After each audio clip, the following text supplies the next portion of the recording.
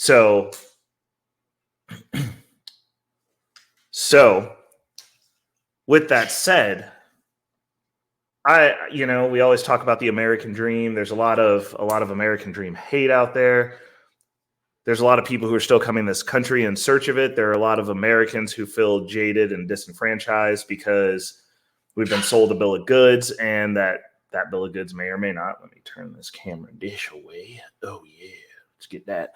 Okay, may or may not be able to be fulfilled. May or may not be within grasp, at least perceptually, of certain people within the society. But I wanted to let people know what my American dream is. So this is Reckless Ray Dinero's official. I don't have notes. I actually have less notes than I normally have. I actually might have to pull up a notepad to jot down the information that you guys are saying, because I do like to take notes when people talk to follow up on. And I don't have the ability to do that today. So we might, boom, folder. Might have to pull that up and make myself a note in there. Oh yeah, there we go. Okay, so I got a note up now. But I don't have notes. We're spitballing this, but I've been thinking about it for the past few weeks with some of the conversations that I've been a part of, the panels that I'm participating in. It seems like everybody's trying, and everybody's trying at the wrong things. And I don't know if that makes me odd, but then I have conversations and it'll be me and another person who are the odd man out in the conversation. And it's like, shout outs to Mandrell. Like what Mandrell said is like, why don't people get it? Like I just explained it to you. Like, why can't you get it? And then people just don't understand you. They think you're crazy. They tell you you're delusional. They tell you all sorts of stuff. So, but I do have a dream. I have a dream that we lived in a country that upheld the bill of goods it sold its people. The documents that we have fought for multiple times in multiple different fashions should be upheld. We already had a predetermined standard that was left from the forefathers of this country. And I have a dream that we actually lived up to those standards for everyone who is a citizen of this country. I have a dream that we lived in a country that men were not under attack. I have a dream that we lived in a country where men were actually men. I have a dream that we lived in a country where the men were strong, where the men were willing to do what was necessary to protect the women and children of said country in spite of themselves. I have a dream where people understood delayed gratification. I have a dream where people understood the value of hard work, where people wanted to work hard, and as a result of said hard work, were rewarded for said hard work. I have a dream that we lived in a society where people were financially literate, where people understood what money is, how money is utilized.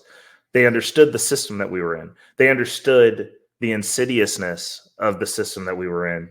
They understood that when the government sends billions of dollars to countries that we have nothing to do with, that we don't know people from, that we don't have dealings with,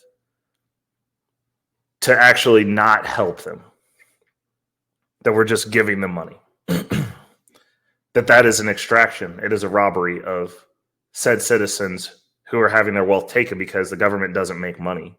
The government takes money for us. I have a dream that we didn't live in a country where everything went up 60% in over a year, but the country still has the audacity to say that we're the best. I have a dream that people understood that there is no such thing as a free lunch. There's no free. Whenever they're giving you something, you are actually also paying for that in part as well. We all are, through taxes and inflation. If they don't get you one way, they're definitely getting you the other way. And if you're poor or middle class, you're getting it worse.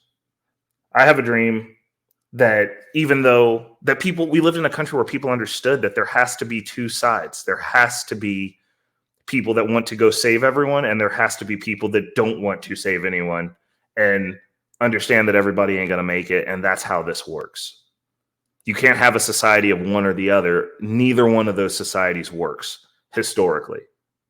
There's no reference point for a society that didn't want to help nobody, that functioned well, and there's no evidence of a society that helped everyone that's still here today that works well. There's just not. Both of them fail. It's the culmination of the two, the balance, that works. I have a dream that we lived in a society where women were valued for all of the things that they are great for and great at, that are much better than men.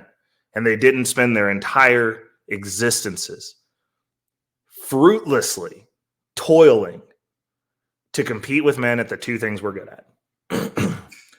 I have a dream that women are valued for nurturing, that women are valued for setting the tone of a society because they're the nurturing. I mean, you're in an ambient, perfect raised world, the women have more of an impact on a child than the men do. The men teach the mechanical piece of it, but like that softer piece, that deeper education, that inquisitiveness, that understanding, that comes from the woman because she's going to be there rearing the child. I have a dream that we could function as not a fully consumer society, and that women did have the ability to stay home and raise children because they're better at that than we are. Now currently we have a society where no one stays at home and raises the children. And then we're complaining about the school systems indoctrinating our children, but like that's by design because they want you to be strong, independent women, not at home with the children. You're supposed to be the first safeguard for that child. The first one. And if it escalates beyond you, then you go get that man and he handles business. But we don't have that right now. No one's protecting the children because we've set our society up to be 100% consumer based, which leaves the children unprotected from the most insidious attack that they could have, which is on their minds, which they are getting readily and regularly for 12 years, depending, technically longer, because like once they get them into that system, when they go to college, they just finish it off and then produce another one of them to put out there in society to argue with you and tell you that you're crazy and you're the enemy and all the bad stuff that should happen to you because of that. I wish that things were the way that we had our forefathers originally set this out to be, because it was a great idea. But as said, everything's great on paper until you interject people into the mix. We have interjected people into the mix for a long time. And like now it's not people, it's a collective that are pushing these agendas, separating us, making us fight. I have a dream that we live in a society where we're just Americans and we solve things as Americans. And it's not everyone's individual fringe group or team worrying about what their fringe group or team gets. I wish it was us working for the betterment of this society, because I'm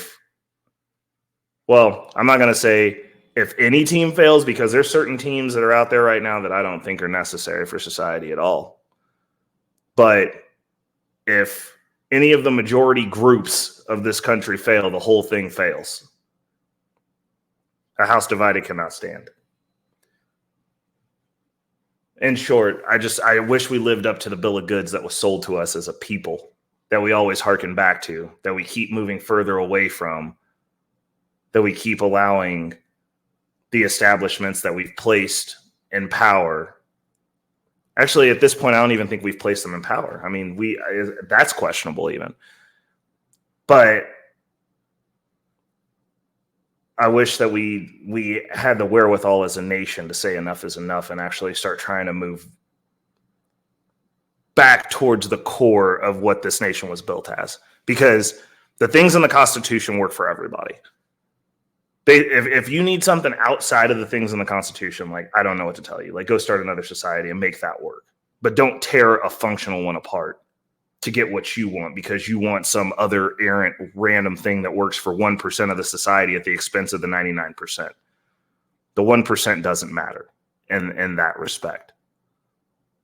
Like we've already made decisions. It's like I don't understand how we're going to tell people that are going, hey, we just want to have our constitutional rights to leave.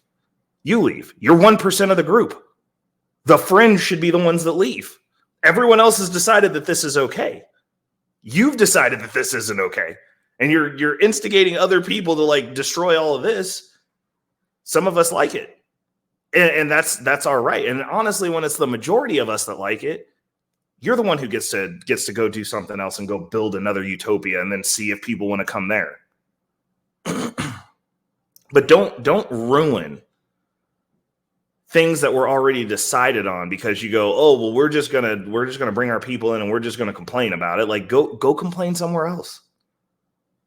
Like we've already moved so far away from what was owed to us as citizens that until we get back to that, like I really have no interest or no talks about any of this fringe, any of this new age, any of this BS until we can fulfill the obligations and promises to the people of this country in full. The check that was written is cashed. I don't want to talk about what 1% of this population needs because I don't care about 1% of this population. I care about 90+% of this population. That's what I care about. I care about the things that we know will work for everyone. And we're not getting those things, which is part of the reason stuff is so bad, which is probably part of the reason some of you guys are asking for asinine, stupid shit. Because this isn't working. This is not working. And I mean, at that point, it's like, well, if Rome is collapsing, then like grab all the pots you can, like get about this. But I just don't see how we get to tell people that them wanting what's good for everyone because 1% of the population feels, which no one cares how you feel. I'm going to reiterate that. No one cares how you feel. We don't care. At the end of the day, people might say, oh, I'm pat you on the back. No one cares. No one cares how you feel. We don't care. We don't care. They don't care. Them's they, them's them, zim, zimmer, whatever the hell you want to be, toaster ovens, they don't care. No one cares how you as an individual person feels. The world should not terraform to you as an individual person because no one cares. That's not how this works. Unless you're going to go fight the battle yourself with each other individual person to conform them to your one individual ideology. And most of you are not even, y'all ain't trying to do that. Y'all ain't built for that action. You're asking a third party to come in and fix something for you because of how you feel and impose that on everyone else.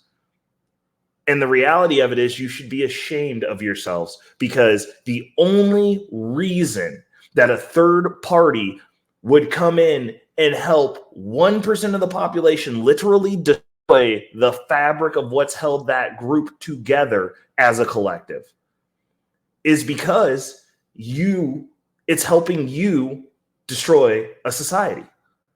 That's what you're doing. That's what you're doing. You're wanting to destroy a society and you're being assisted in that. You're literally that homunculus dude from 300. You're that guy. We should have probably thrown you off a cliff.